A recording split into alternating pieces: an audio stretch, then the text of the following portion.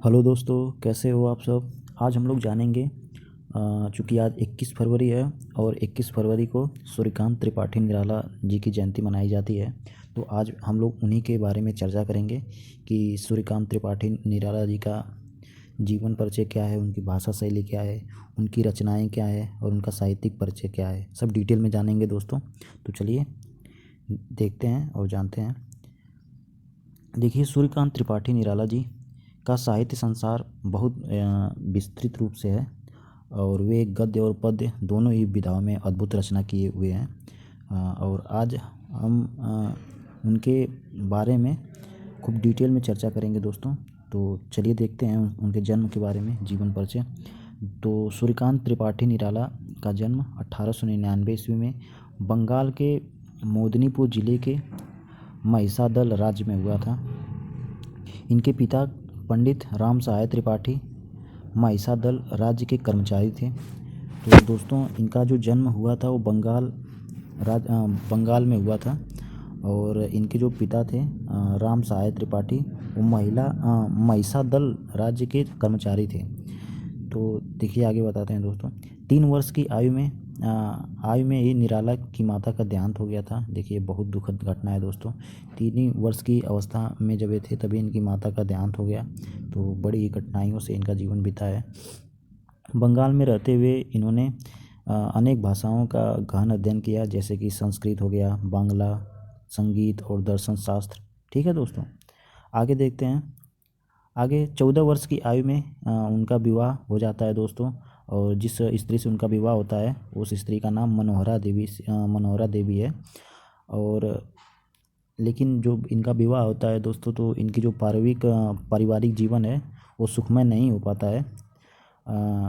आगे देखते हैं कि 1918 ईस्वी में उनकी पत्नी का स्वर्गवास हो जाता है और इसके बाद पिता, चाचा और चचेरे भाई की एक एक करके उन्हें छोड़कर इस दुनिया में चल बसते हैं।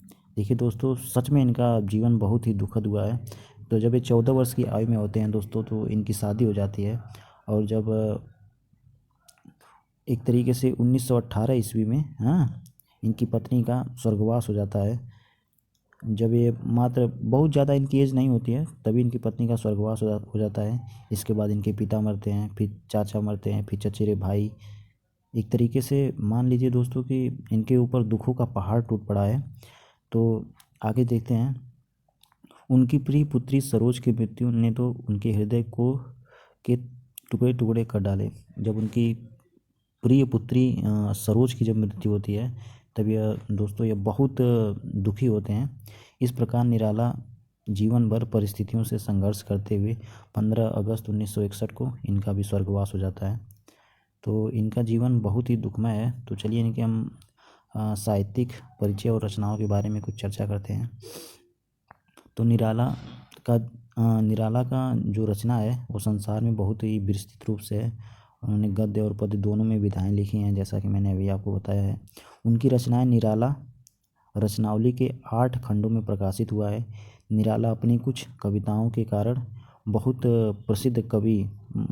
प्रसिद्धि प्राप्त कवि हो गए हैं।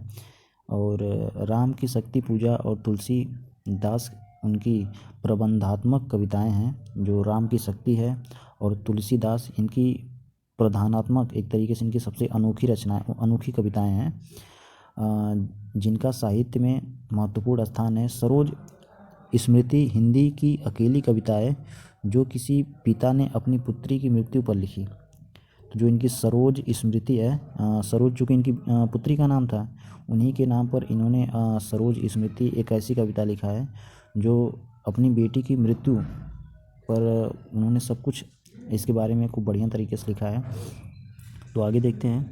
निराला की प्रमुख काव्य कृतियाँ हैं, जैसे अनामिका हो गया, परिमल, गीतिका, तुलसीदास, कुकुरमुत्ता, अणिमा, नए पत्ते, बेला, अर्चना, आराधना, गीत गुंज। ठीक है, आगे देखते हैं दोस्तों।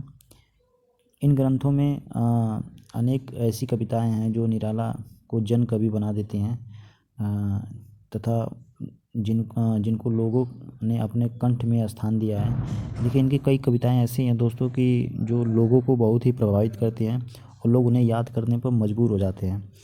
यथा जैसे कि जूही की कली हो गई, तोड़ती पत्थर हो गया, कुकुरमुत्ता हो गया, भिक्षुक हो गया, मैं अकेला हो गया, ठीक है, बादल राग हो गया। तो मैं अकेला शायद आप लोग के चैप्टर में आएगा, ठीक है।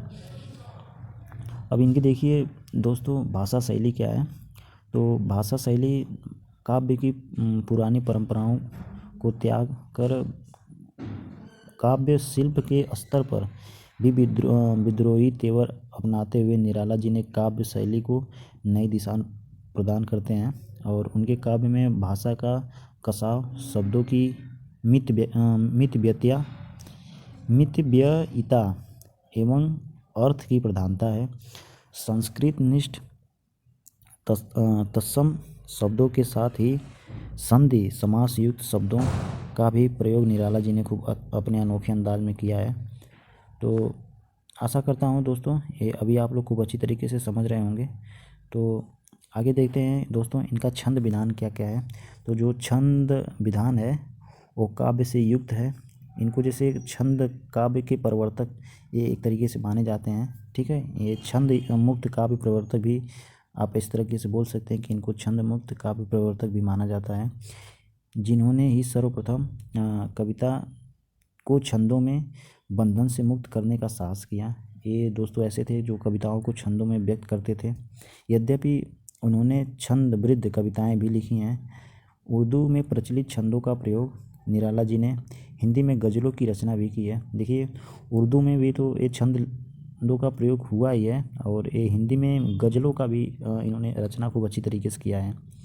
तो ध्वन्यात्मकता जो है इनकी वो निराला जी के काव्य में ध्वन्यात्मकता का भी इनके गुण हैं और इनकी अनेक कविताएं संगीतात्मकता के गुण से भी युक्त हैं। आगे देखते हैं दोस्तों इनका जो प्रतीक योजना है। तो जो प्रतीक योजना है दोस्तों वो निराला जी को बड़ा ही सुंदर एवं उपयुक्त तरीके से यह प्रयोग करते हैं। जैसा कि वन को जीवन एवं पुष्प को नवोदित का जिस तरीके से प्रतीक बना देता है। आगे है दोस्तों बिंब विधान जो है इनका निराला जी के काव्य में चित्र में बिंब विभाग का भी गुण है। जैसे कि अलंकार योजना हो गया। तो अलंकार का सुंदर प्रयोग निराला जी के काव्य में हुआ है।